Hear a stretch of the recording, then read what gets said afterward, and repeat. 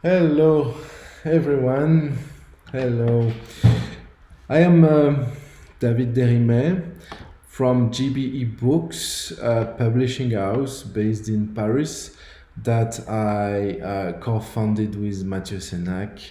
And we are very happy to host this conversation tonight in the context of the Printed Matter virtual art book fair about a book that has just been released in our publishing house called Peanuts minus Schulz by the great artist, author, and writer and researcher Ilan Manouach, that you can see here on the right high side of the screen. Ilan could be described by our second guest, which I will introduce to you right now after, as the most innovative comic artist of the century and a prominent researcher at the forefront of aesthetic politics of artificial intelligence. That's who Ilan Manouach is and is with us tonight. Hi, Ilan. Thank you to be Hi, there. David. Thank you for the invitation. And with us on the other half of the screen is Craig Dworkin. Craig might be introduced by Ilan, for example, as the international expert of all the radical forms of textual expressions and a prominent poet. Hi, Craig. Thank you. Bonsoir, David. Good to see you. Thank you for including me. Thank you, both of you, to be with us tonight. The title of our conversation is Conceptual Comics Now, and the context is, as just said, the release of Peanuts minus Schulz by Ilan Manouach. I might say more as the publisher about this amazing and groundbreaking project. And before we start, I really like to thank our very dear friend and another prominent expert and beautiful person, Kenneth Goldsmith, who told us, I'm talking about Mathieu Senac and I, about Ilan one day, and showed us his incredible existing works, and we fell in love immediately with the work, and soon after with Ilan, and after a while, thanks to Ilan, we met Craig Dworkin as well, and so it has a lot to do, and we are very grateful to Kenneth to made this connection possible. He also wrote a very interesting quote for the back cover of the book, which I'll read to you later. But before maybe we go deeper on this subject, this conceptual comics now subject, I would like to let Ilan tell us about the genesis of this incredible project, maybe the most groundbreaking conceptual comic project that I've ever seen. Yes. So I've been working with comics and appropriation since many years. And most of my projects till then have been quite straightforward. I've been taking an existing work of art, an existing comic book. I've been doing a single operation, manipulation on the content, and then repeat it again. I did this with Art Spiegelman's Mouse comic, which I transferred it to cats by replacing all the heads of the protagonists with cat heads. I did this with Tintin in Congo, where I translated the original version in French in Lingala, in one of the Congolese dialect, and distributed the book in Kinshasa. And I've been doing also with the Black Spurs, the Schtroumpf Noir, where I changed all the inks of the offset process with one single color. So you have one only single monochromatic composition of the book, where you could not discern anymore who are the black Smurfs and who are the blue Smurfs. Everybody was blue, everything was blue.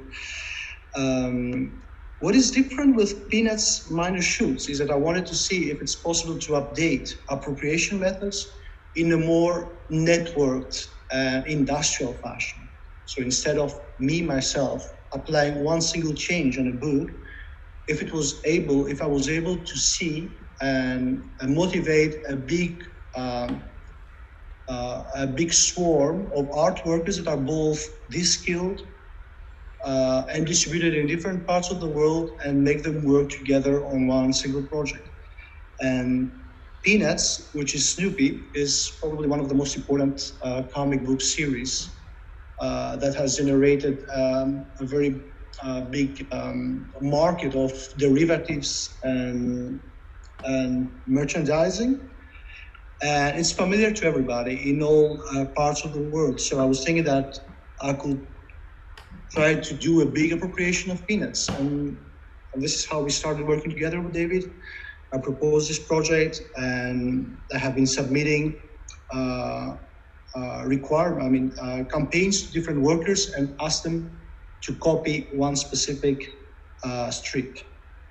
I can get in detail how this happened, but this is the project more or less. And in this book, we present the best of the reward Peanuts, which is around 1,000 different strips made from from Europe, but also in Southeast Asia, in Latin America, in some parts of Africa, and all these different people have interpreted Peanuts in their own fashion. So that is a best of already 700 pages, and as you said, 1,000 strips. So what was the initial amount of strips that you wanted to see? I'm not talking about the fact that you actually received a crazy amount of strips, but at what point did you imagine that this project started to be relevant in your idea of producing this material? When I started understanding that, comics is an industrial process. And this is something I have been discussing a lot with Craig, how comics are different from most forms of expression in contemporary art. Comics are always evolved in the same way with technologies. From printing technologies, communication technologies, distribution technologies, comics were never a pure object, whatever that means. Like a canvas probably felt as something where didn't need society or finance or economics to exist, which is not true, obviously. But comics from the beginning, they didn't allow any sort of this kind of illusions. And so comics has always evolved with technology and has always tried to favor a way of production that makes that all comics are the same. If you check the Japanese manga, for example, there are like factories of people working on penciling, coloring, lettering, storyboarding. Like very specialized tasks, like a tailorist factory actually. So I started understanding that this project can use this kind of legacy, but not in this kind of normative way. I try to use the industrial chain, but in a way that makes the project or the content weird and different. And when I saw that with the first 100 or 200 strips that things started to have this kind of very personal feeling, I thought it was interesting to scale it up and make 1,000 of different ones.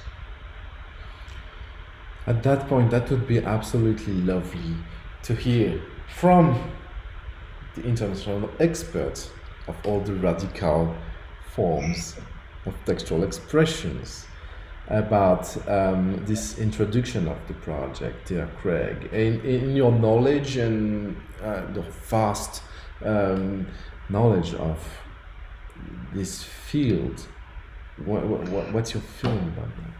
Yeah, one of the questions I have is actually about the technology, and this may be a question that come to both of you. Is one of the motifs that emerges over the thousands of strips, and this comes from I think one of the prompts that Ilan gives to the micro workers is the replacement of the last panel of a peanut strip with a self-portrait of the micro worker seated at their computer, laughing at a line from the previous panel, which I found very funny in the way that someone laughing at their own joke is funny. The joke itself is not necessarily very humorous, but the fact that this person is laughing is kind of funny.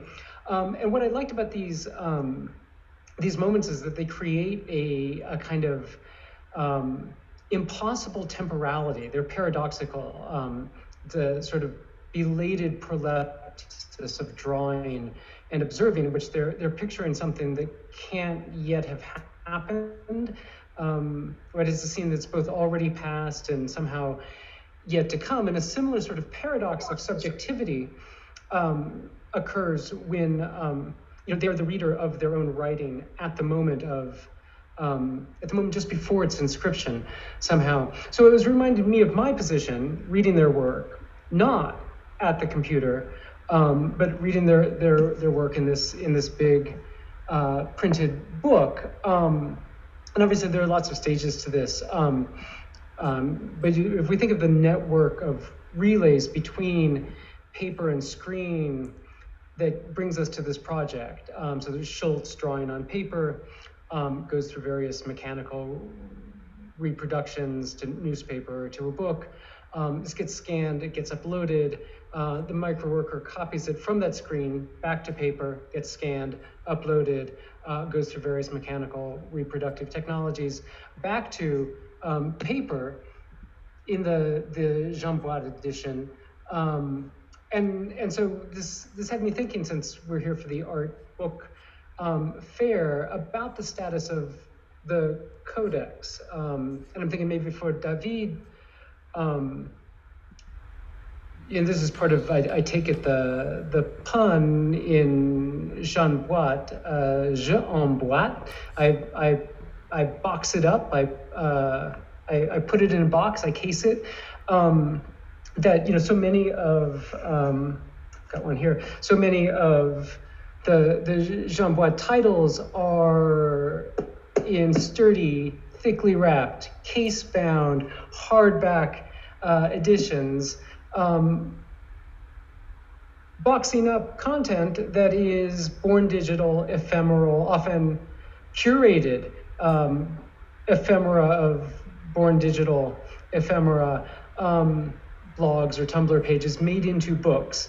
And so part of my question is to you is how the status of the book is working, and to Ilan, why this project, which is so much about networked technology and networked reading and writing, is a project that you wanted to be a printed book rather than an Instagram project or something like that. I really do want to hear Ilan about this hot, groundbreaking questions. I think what I found so inspiring in JBE, Jean Bois, is that they occupy a very, very thin line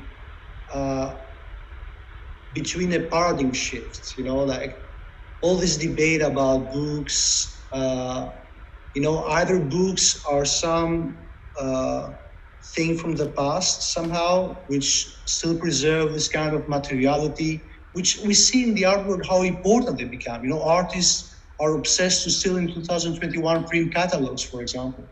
Or, having your own book is something that it still has this glass connotations to many people, which I think, frankly, it should not have anymore.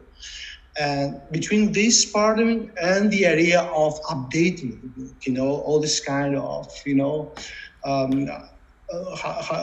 can you move towards a more digital version of a book, which is also like eco-friendly and responsive in different formats and can follow you up in your very nomadic way of living. So you don't have to move thousands of books, but you just have your Kindle and your whatever, and your book reader. And I'm thinking that JB occupies a very thin line between something that can exist in both of these paradigms.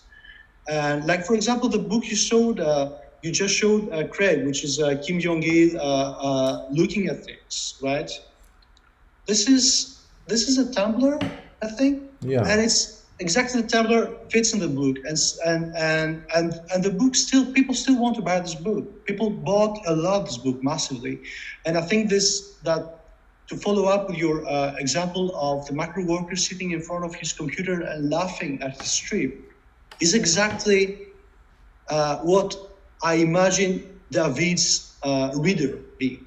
Somebody that feels comfortable in both skimming a very large book, other favorites. You'll never. I mean, you will read this diagonally, but you can also feel comfortably in watching it to a screen. One is not replacing, and they both coexist together. So I think Peanuts minus Schulz also makes this kind of post-digital statement that, we inhabit a very messy state of media. This is how Kramer puts it, and it's a very nice way. And we try to do our best to feel comfortable with new content.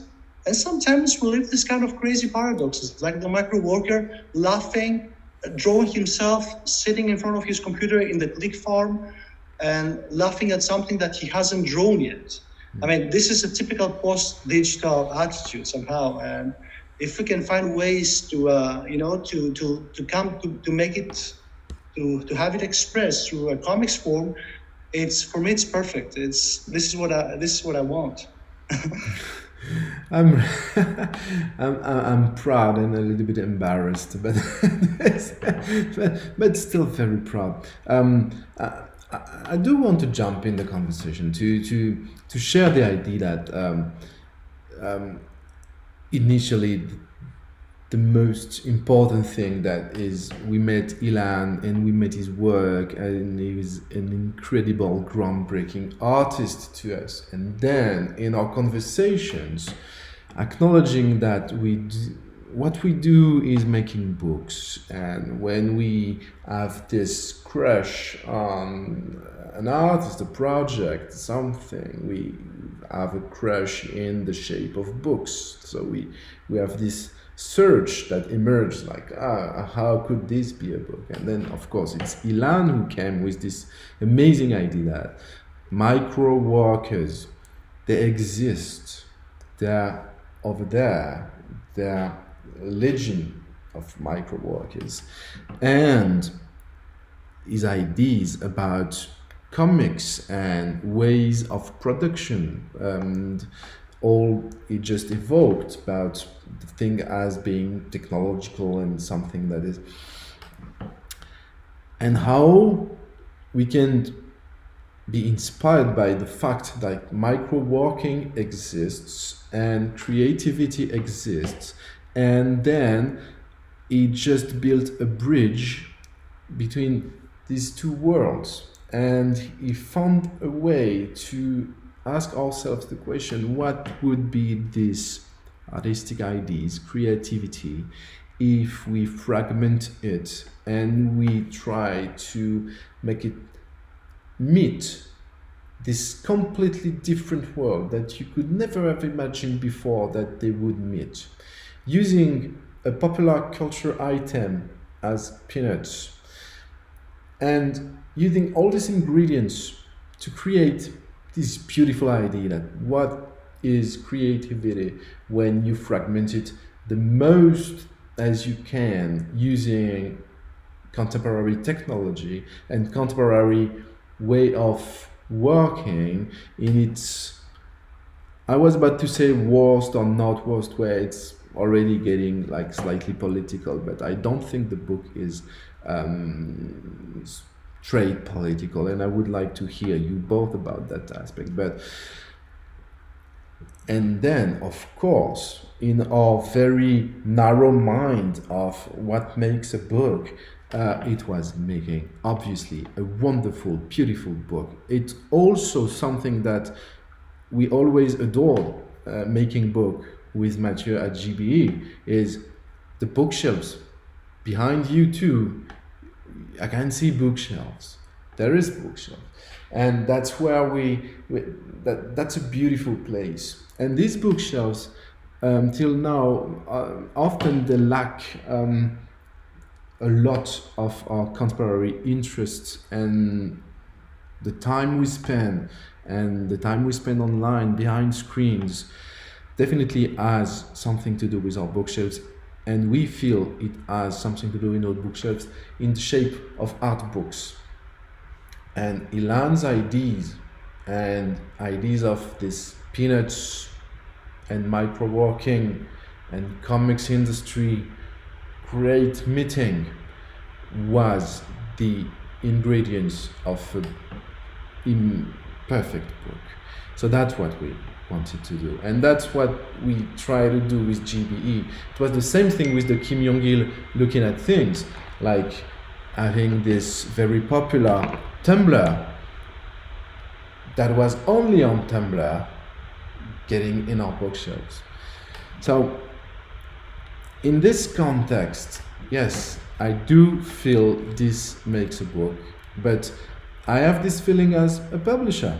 So I would love to hear what the groundbreaking specialist and connoisseur of this whole field, like that you are, Craig, feels about this idea and your perspective on a conceptual line of ideas and projects and realizations involved.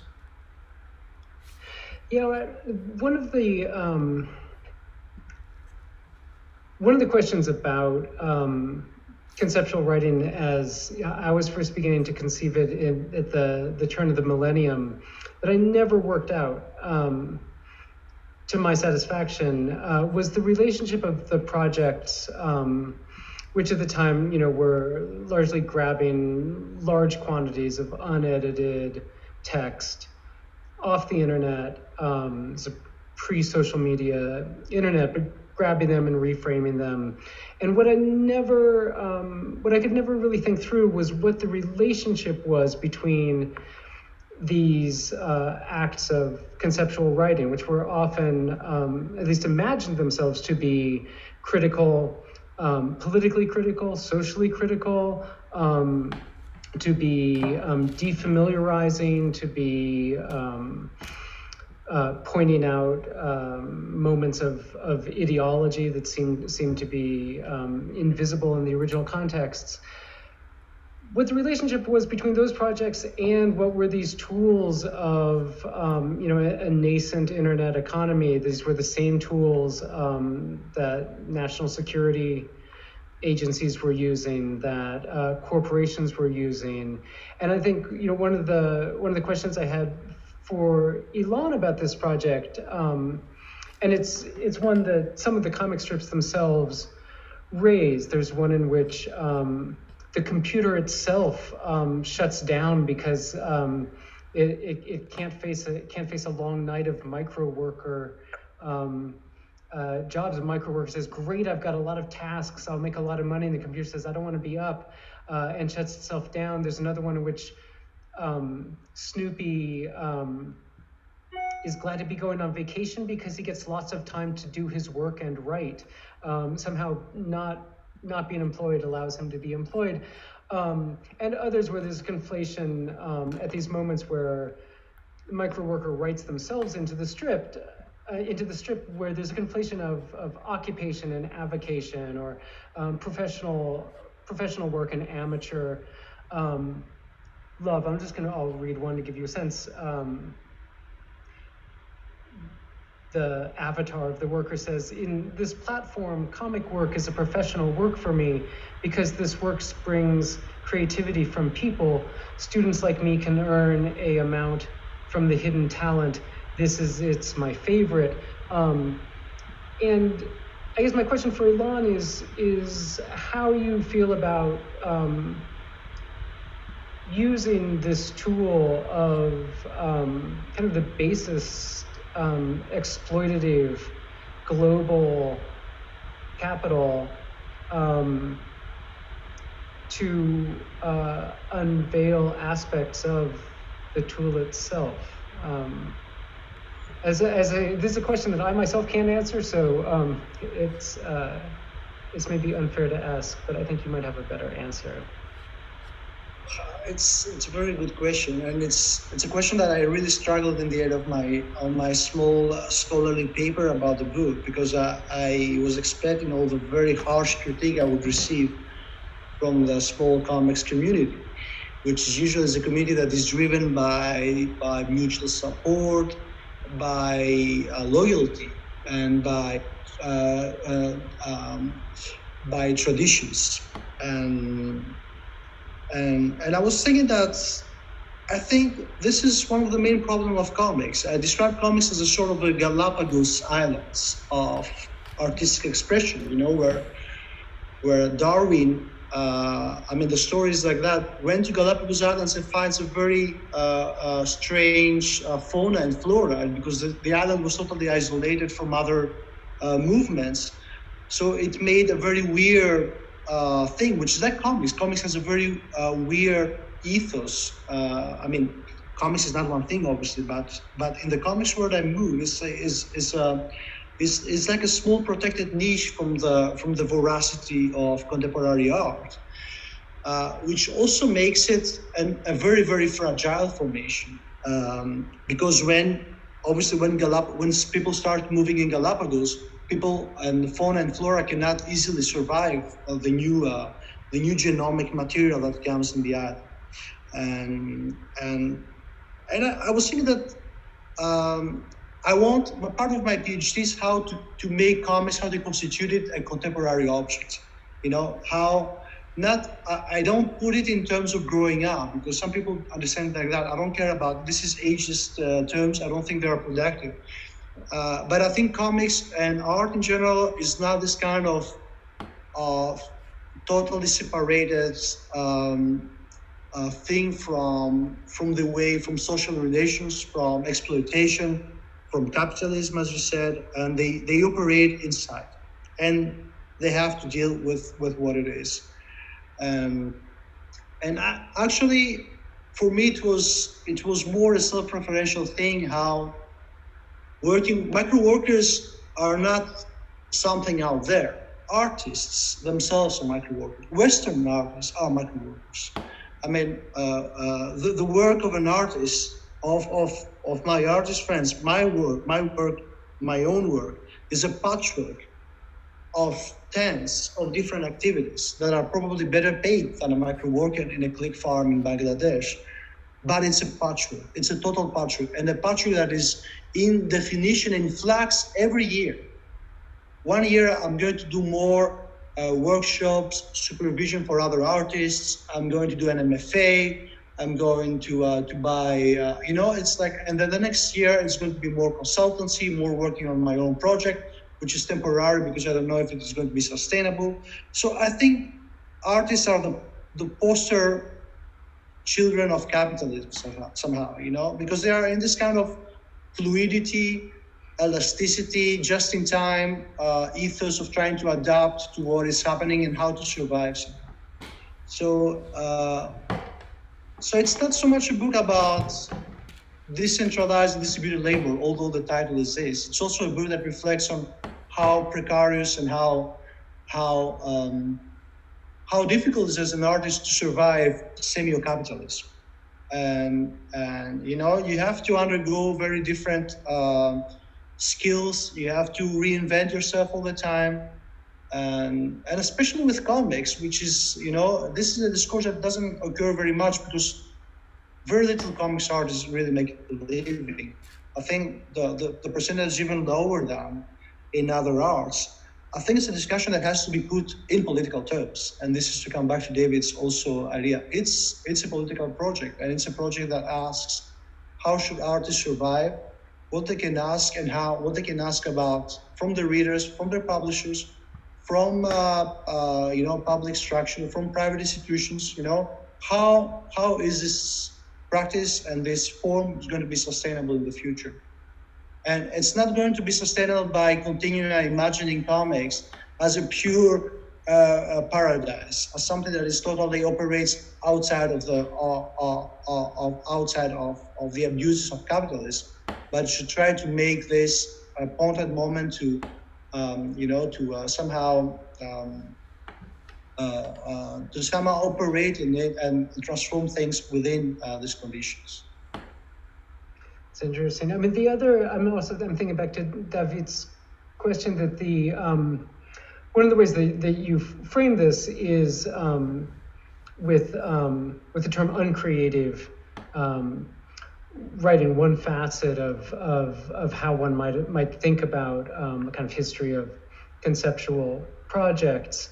And what I love that, out of the 1,000 or so thousands of strips drawn here, 2 of them pick up, I was delighted to find, on one of the motifs from the original Peanuts, where Snoopy, in the guise of the great American novelist, is only able to write "It was a dark and stormy night," the first line of a Edward Bulwer-Lytton 1830 novel.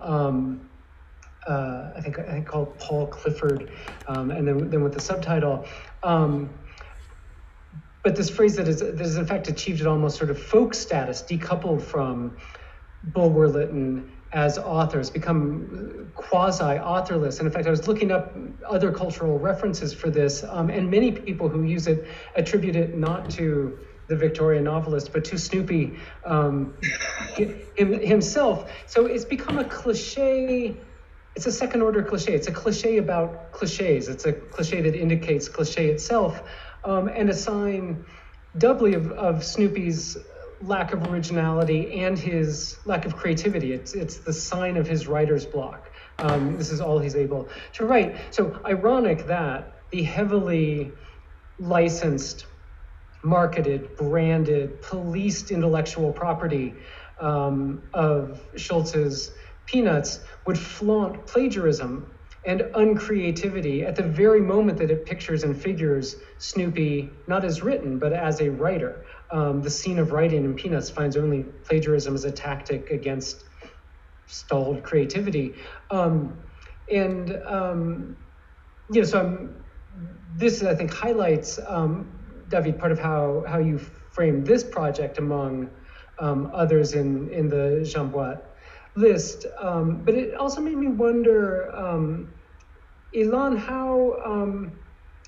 how authorship is at work here in a way that maybe is, I don't want to lead the question, but maybe is different or maybe is not than in your Tintin project, or in the Smurfs, or in Mouse, or other moments in which you create essential forgeries of work, which put pressure on questions of authorship. Is that the same question here from a different angle, or are we in a different moment of authorship itself? I think, like some of the early appropriation, like the Tintin, for example, is really a facsimile of the small edition of Customer. So people can buy this thinking that they can read it, and then they open it and it's unreadable because they don't understand Lingala. But the Peanuts Manuscript is a book that negotiates, in other terms, this opacity transparency. It's like a badly made appropriation, because obviously it's a skilled force. These are not artists. These are people that prefer to do this task because it's better paid than most of the data building and image filtering they have to do in their own, in the daily routines. So it's a book that I think somehow points to the material and to the transformation more in a much more transparent way than the other books. And I think there's also, I was struggling also a lot because, it's usually, when you think about a conceptual practice, it's something that somehow should desist in trying to bring the focus on the material aspects of a work. But I think they can both coexist somehow, and it can be both plastic, interesting, engaging, funny, and also obviously an appropriation or a conceptual work. One thing, I mean, one of the main influences of this also was you probably I described it in the small article, is that these beautiful boards that are made in Vietnam about replicas from Tintin covers that are handmade, and I think they are very well made. They are not probably like Peanuts, Mine, or Schulz, but I think they highlight this concept of distance, which I thought it was very important in the book, which is both a distance, let's say a geographic distance, because these paintings are not made in Brussels, where the Moulin Sarr Casterman conglomerate is located. They are made in Southeast Asia. It's also a distance in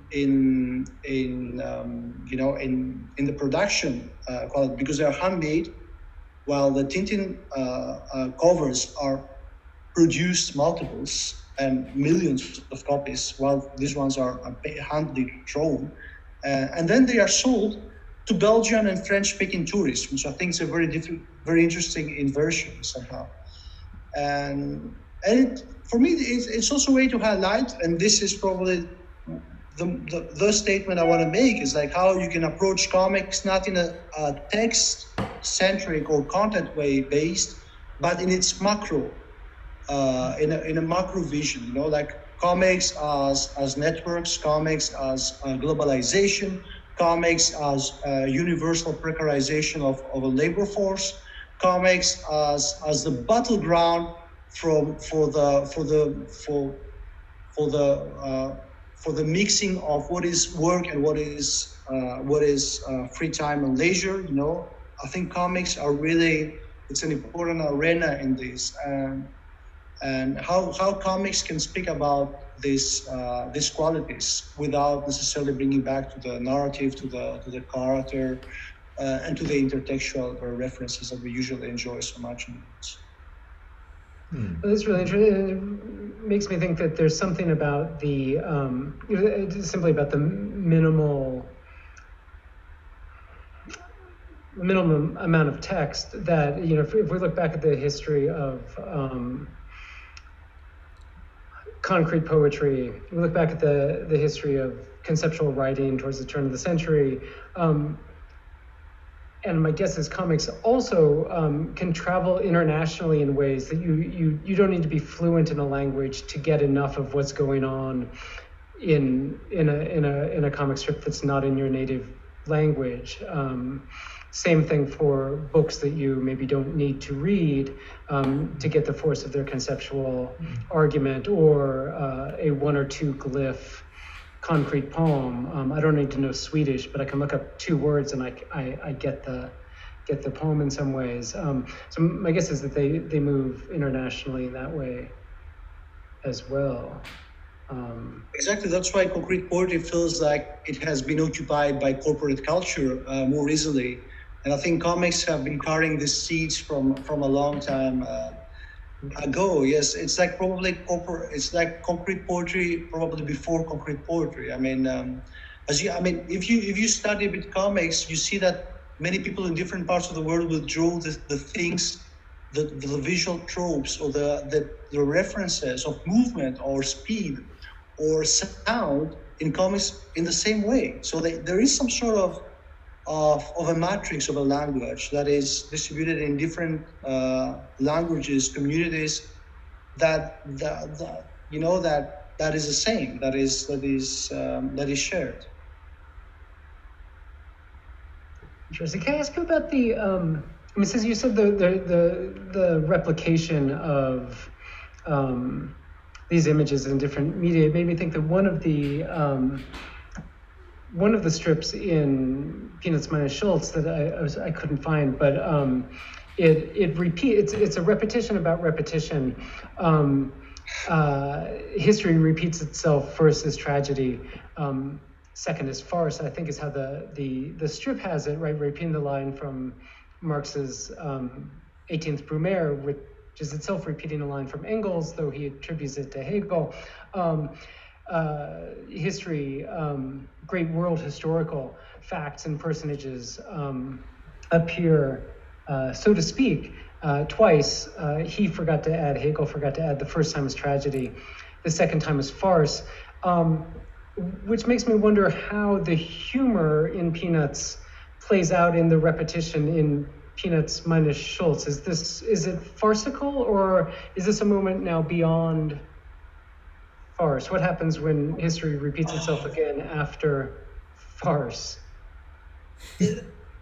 You're referring to the beginning of the book, which actually would happen, and it's a very interesting moment of understanding that David is really a comrade, because when I shared the first strips with David, I said, David, we have a big problem.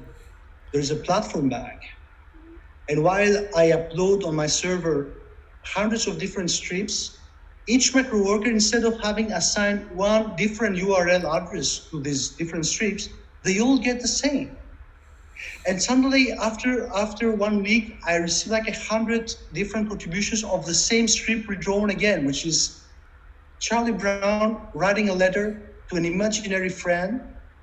And then I was asking micro workers to add a small, dédicace, like a small, postscriptum in the end of the letter, like, you are my best friend, I miss you. And I received 100 times the same strip drawn a bit differently with a different dédicace. And I'm like, this project will never happen. This will be just one single strip 10,000 of times. It's like it's like a Mel Brooks film, And then like, how can you make content for a comics books based on a content management system glitch of a distributed of a labor digital market? I think it was very inspiring. Like somehow the script of the book is not even written by me or micro workers. It's written by a glitch or by a bug that has to be fixed. And it has helped the project that it has that bug. We could actually have done the book with only one strip. We were ready for that. It would have been awesome. But this is very interesting what you say, Craig, about this Marx and Engels versions, because I was very curious about how Ilan drove the instructions to the micro workers to realize the strips. And of course, he was very secret about it. It was like his secret recipe, in a way. And I'm Ilan, if you allow me just to share a little bit, that was fascinating to me, that Ilan built a protocol. So it curated, in a way, thousands of strips, but it's still a curation because initially you have thousands and thousands and thousands of strips of Peanuts. So he curated some, a lot of those, but still. And then he established a 5 bullet point protocol. And one of these bullet points was changing regularly, like campaigns of things to do. So the strips he received back were all very similar in the process, but all also very different.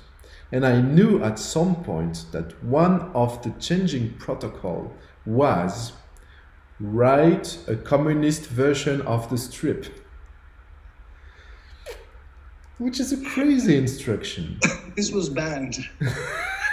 It was not banned enough, because we can see some strips with like the hammer and so some of the micro workers with their own idea, knowledge and imagination of what would a communist version would be, which is very vague actually as an instruction, did send back things. I have a very important question, Ilan, that I have never asked to you before, that these ideas, like, where did you like have them for a long time, and it could be for many projects, or how did that come? You built like maybe 60, 70 protocols. Where do they come from? Well, I was really spontaneous. I just wanted to amass a lot of statistical, a lot of material. I wanted to have thousands. So every day I woke up and I said, okay, what should I do now? And then I was trying things, and I started to learn which microworkers respond better to which constraints. So as you said, the recipe was very easy because they don't have time. They have to read in very simple English. They don't all speak English. As you said, there are many scripts that are in different languages. It has to be very basic, and I should change only the middle instruction, which will give the specific color of the instruction of the piece. And it had to be very basic. So every time I will try different things, I will direct it to specific groups. I know one group was, for example, a virtuoso, drew very well, like could imitate really well. And they ended up in a click farm, but they are artists. You could tell that they are artists. They have style, they have grace, they have, Other people were really quick. They will just copy on the screen on the screen itself. They will draw it, and I was trying to think of which will be the best target audience, target group for microworkers.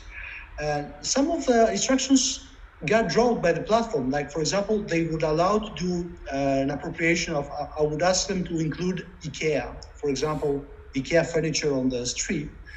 And they will do it. And the communist version, for example, it will only allow a few strips before it went down from the platform, because probably they're based in, I don't know which country. And also the porn. I asked also a porn version, which didn't survive more than 4 or 5 strips before being moderated out by being filtered out. So I didn't have any plan. I just wanted to find easy ways to engage them, grab their attention like a sort of clickbait, and having them think very much, because it has to be done very quickly. And then I could see how much time they take, because you are really an employer almost, so you can see that some instructions take too much. So it's too complicated. You have to make it more simple for them. They have to make it in 5 minutes, 10 minutes. I was really operating the kind of industrial spirit of completion. Let's be quick. I don't know if this is operative outside of kind of antiquated English idiom, but right, we have the phrase that an exploited worker who won't demand very much will work for peanuts. Which seems to underwrite this. It reminds me also, though, I know we're at the end here, but another way a conversation might go would be that there's the situationist tradition of deturning comic strips, I think in part because they travel into other contexts well, and filling the mouths of cowboys or cartoon characters with post-Marxist doctrine, which might be another context in which to read some of these.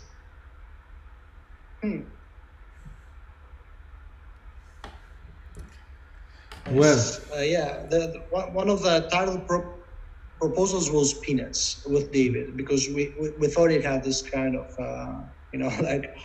labor commentary, but then again, I think it was already the book is problematic for copyright. I don't think it's really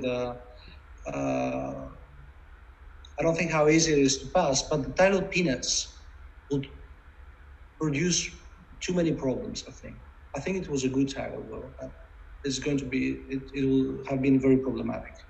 Yeah, it's confusing in a way, because I like the idea when I remember early discussions with Ilan about the multiple meanings of peanuts, which in many languages and in French as well, peanuts means cacahuète, and we also use peanuts not to describe peanuts, because nobody knows peanuts in France. Everybody knows Snoopy, which is the dog, but also the name for the global thing.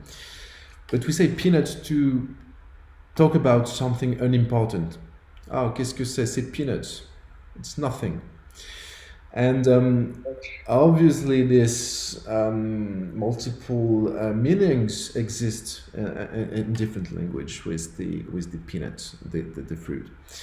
So it was very interesting, this title, in these layers of meanings. But it's also a genuine copyrighted artistic project that creates confusion if we ourselves name the book that way. It was very interesting to have this name, the Peanuts minus Schulz, very straightforward, saying everything and nothing at the same time, because it's not yet about micro-working and things like that, but it's definitely about this icon minus its creator, which is such a strong thing to me to have again in the bookshelf. Could you imagine before that the whole idea of micro-working in the context of this great artist project could enter our bookshelf? We have micro-working in our bookshelf. It's just like just that. It's enough. It's okay. I'm good. Yeah, I think this shows another thing that I thought that why GB is the ideal context of this book, because GB deals with information overload, deals with how difficult it is to manage a lot of information. And like as we were discussing about the car writing its own poetry, this is a car that, I mean, it's not a simple process. It has been fed, it has been trained models on text, and it has to deal with a lot of material, with a lot of information in order to to say something. We are very far from the paradigm of the artist that sits in his table or on her table, draws something out of nowhere, and we have to digest so much. We have to skim through, and this is where both Craig and Kenneth are very, very important for me as influences, because they are also like, there are people that come from academia, but they say enough. I mean, close reading is good. Let's check other modes of reading. Let's try to approach text in other ways. Like what if we read diagonally? What if we jump from place to place, which is also one of the dominant ways to access information nowadays. So I think these are important tools to inform an artistic practice. How can you deal with a big corpus of work without, as a comics artist would usually do, copy everything, but just jump from place to place, from reference to reference, sometimes without understanding very well, what you're doing, but just keeping moving somehow, and try to find, like your own clickbaits. That's beautiful. That might be our conclusion, guys, because of course this conversation could go forever. I would love that. But out of respect for our viewers, the viewers that are watching us now, and thanks to all the live viewers right now and those who will watch this conversation later, which was so interesting to me. Maybe we can stop there if you're okay with that. Yes. And again, thank you so much to both of you, Ilan Manouach and Craig Dworkin, to enlighten us and me, and make me again consider and understand everything I do in a much more interesting way. Thank you, both of you. Thank you, David. Thank you, David. Thank you, Craig, very much. Bye. Thank you. Bye, my dad. Bye-bye.